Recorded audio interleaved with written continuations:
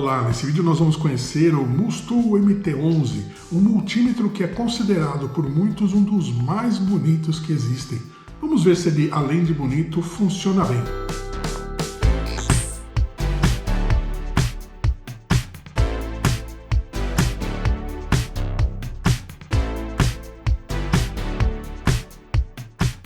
Olá, nesse vídeo nós vamos falar sobre esse multímetro que é o MT11 da Mustool. Ele é um multímetro considerado por muitos como um dos mais bonitos que existe. Mas antes da gente entrar em detalhes, eu gostaria de te lembrar que aí na descrição do vídeo você vai encontrar links para a compra desse dispositivo e eventualmente de outros que a gente mostre aqui nesse vídeo. Também gostaria de lembrar que é muito importante para nós que você inscreva-se no canal. Deixe também seu like nesse vídeo, seus comentários e suas dúvidas que a gente sempre responde. Bem, essa linha de multímetros da Mustool, multímetros mais finos, né, como esse aqui, com um design diferenciado, não é novidade. Nós já fizemos um vídeo sobre esse primo dele aqui, ou neto dele, vamos chamar assim, que é o MT99 Pro, que é um multímetro fininho também e leve, com essas características aqui diferentes dos multímetros tradicionais e que tinha um problema sério. Se você der uma olhadinha no vídeo, né, eu comento lá, que era o consumo de baterias. Esse aqui opera com duas baterias daquela tipo moeda CR2032 e elas duram muito pouco. Tanto que eu estava usando ele ainda outro dia e hoje ele já não apresenta mais aqui sinal de bateria. Vou ter que trocar essas baterias dele se eu quiser continuar usando. O MT11 resolveu esse problema da seguinte forma. Ele tem uma versão que utiliza pilhas normais e ele tem uma versão também com bateria recarregável, que é essa daqui. Essa versão, ela é muito similar a um celular, né? A gente vai poder carregar ele sempre que necessário com um carregador de celular. Bem, o que nós temos na caixa é um estojo. Estojo rígido, inclusive, de boa qualidade. Isso é importante para esse tipo de instrumento que é um pouco mais delicado, né? Para você carregar eventualmente uma atividade externa que você vai fazer, é importante que você tenha essa proteção, né? Nós temos aqui um manual em inglês, né? Informações de segurança, nós temos aqui a descrição do produto, né? Os componentes dele, os botões que ele tem, informações do display, isso aqui a gente vai ver na prática, né? E aqui o que ele chama de índice técnico, né? As faixas, né, de capacidade aí de leitura que ele tem, e tudo mais. Mas em resumo, ele é um multímetro que tem 10.000 contagens, ou seja, ele tem uma boa resolução, tem uma tela de 3,5 polegadas, lê tensão contínua de 0,8 volts até 620, tem uma resolução, né, como nós vimos aí com 9.000 contagens, ou 10.000 contagens, perdão, de 0,001 volt. Eu estou colocando essas informações na descrição do vídeo e também vou projetar aqui. Mas assim, só para a gente ter uma ideia, ele tem uma precisão aqui, segundo o manual, de 5% das informações. Então é uma precisão considerada boa para um instrumento de uso mais doméstico, né? Ele lê também resistência, ele lê capacitância, ele lê frequência, ele vê ciclo de trabalho, né? o Duty Cycle da energia elétrica, ele é True RMS, ele lê diodos, tem alerta, né, de tensão sem contato, o NCV, mostra continuidade com resistências inferiores a 30 ohms e tem aqui um peso pequeno, né? Então essas são as especificações técnicas dele que eu deixei aí na descrição, caso você queira ver com mais detalhes. Bem, aqui nós temos então o equipamento, ele continua sendo leve como os antecessores, né? Ele é bem leve, totalmente em plástico. O design dele realmente é diferente, ele é bonito. O que muda, né, dos anteriores? Ele passa a ter aqui as ponteiras destacáveis, né, as pontas de prova destacáveis. Ele tem na parte superior o botão de liga-desliga, então nós vamos pressionar aqui até que ele ligue. Está aqui. Para carregamento, né, da bateria eu preciso tirar essa capa, então a gente tem aqui, tirando a capa, o conector USB-C. Essa capa de borracha oferece uma boa proteção.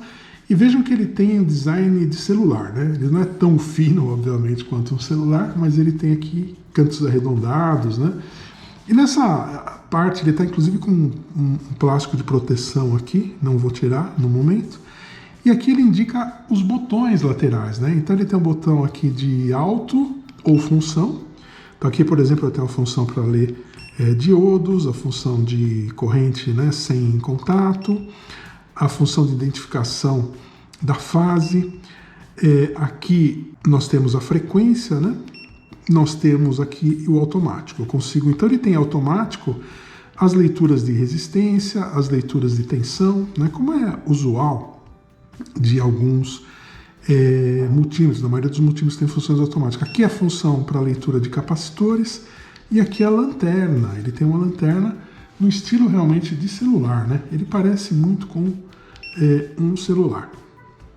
O que mais que nós temos informação aqui, né? As faixas de medida, então tensão de 0 a 600 volts, aqui ele indica tanto contínua como a tensão alternada, resistência de 0,1 a 60 mega ohms, continuidade, apesar de estar escrito lá no manual abaixo de 30, ele diz aqui que é abaixo de 50 ohms, então a continuidade ele aponta na faixa de resistência o que é bom e o que é ruim, né? Por que é ruim? Porque toda vez que você tiver uma resistência baixa para fazer a leitura, ele vai dar continuidade, menor que 50 ohms. E a parte de capacitores de 0,1 nanofarads até 99 microfarads, na verdade 100 microfarads, 99,99. Ele é categoria 2 até 600 volts. O que é categoria 2? É um dispositivo para uso doméstico, né? E categoria 3, que permite aí avançar um pouquinho mais próximo das redes de energia e de uma caixa de medição, por exemplo. Ele tem um limite aí de 300 volts.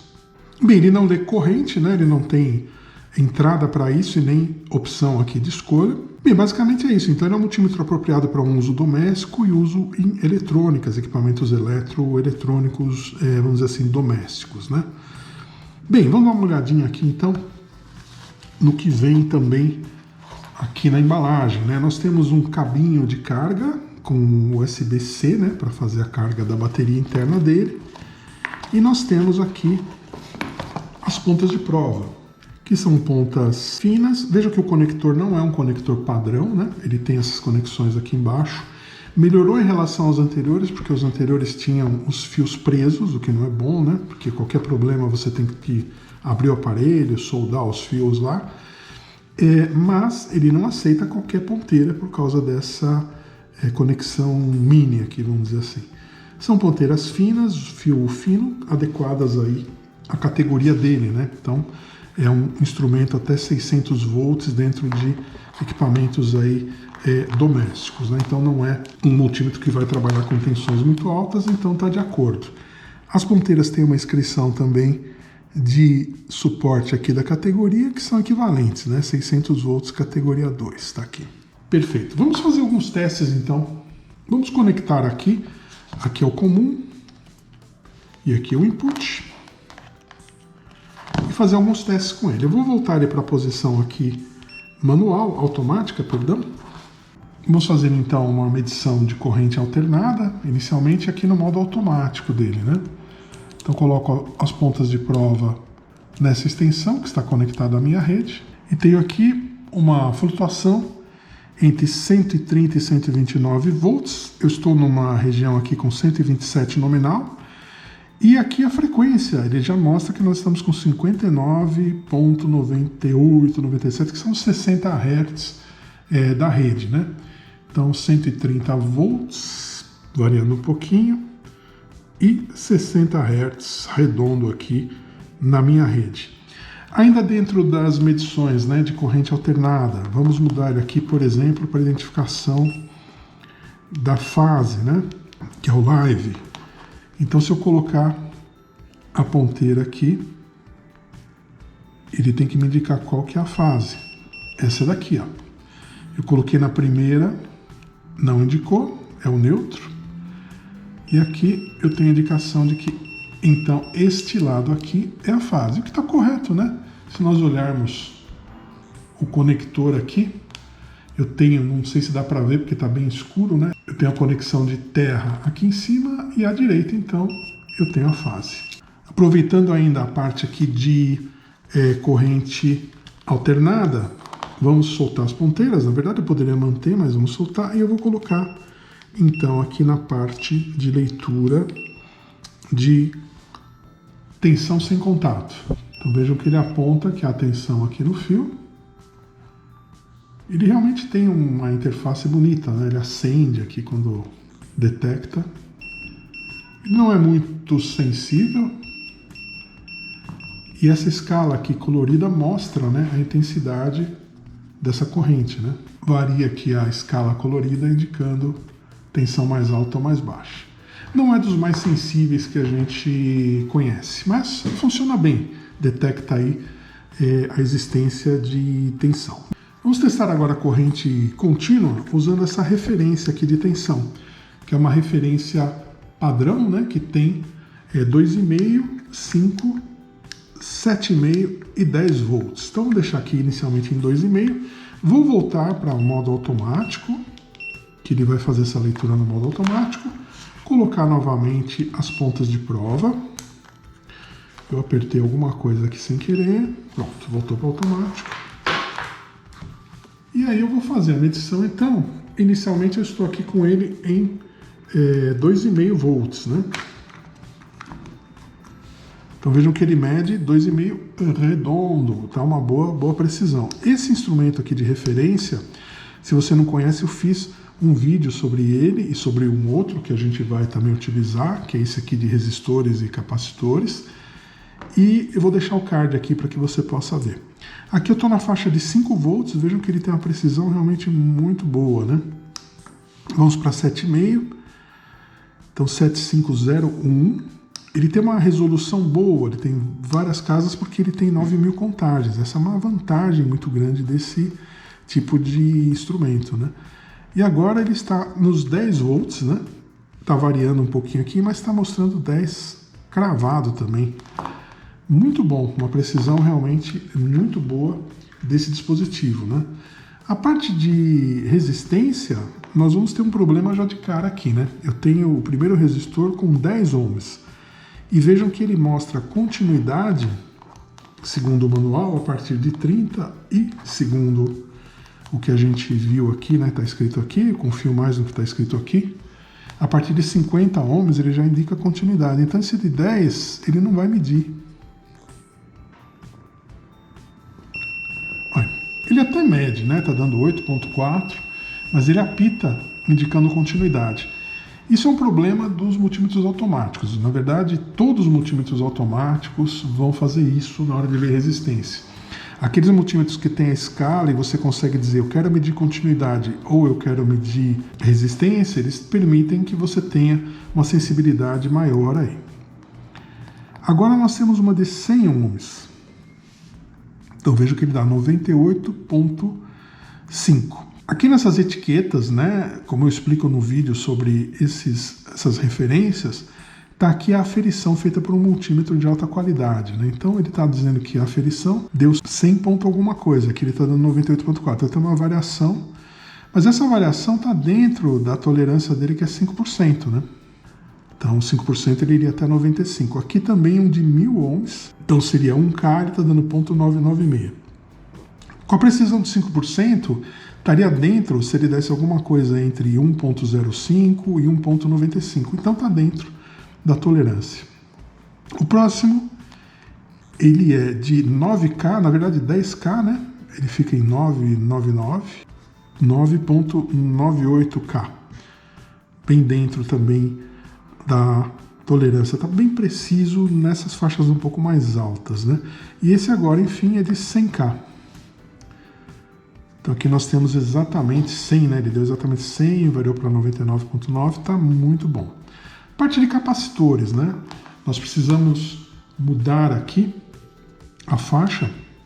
Então diz aqui que ele lê capacitores de 0,1 nano até 99,99 micro, né? Bem, aqui nós temos um de 104 picofarads. Vamos ver o que ele mede. Mede 125 nano, que seria 125 pico, né? Então tem uma pequena diferença aí, que ele é de 104 pico, foi para 120, mas é muito raro multímetros terem uma boa precisão com capacitores, principalmente esses pequenininhos, né? Esse aqui ele diz que é 1.030 nanofarads. Aqui ele diz que é, na etiqueta, 99 ou 100, né? Aliás, perdão, praticamente 1000 pico, né? 1000 pico seria exatamente o 100 nano que está aqui. Vamos confirmar. Aliás, perdão, é 1 nano, né? Que está aqui. Errei por 3 zeros. Bem, aqui o próximo nós temos de 10.10 nanofarads. Vamos ver quanto que ele vai pegar já. Um pouquinho maior, né? 10.67 nanos. Então tá bem próximo, né? De 10.10 para 10.6. Então dá uma boa referência. O próximo é 105 nano. 104.6, está bem dentro, né?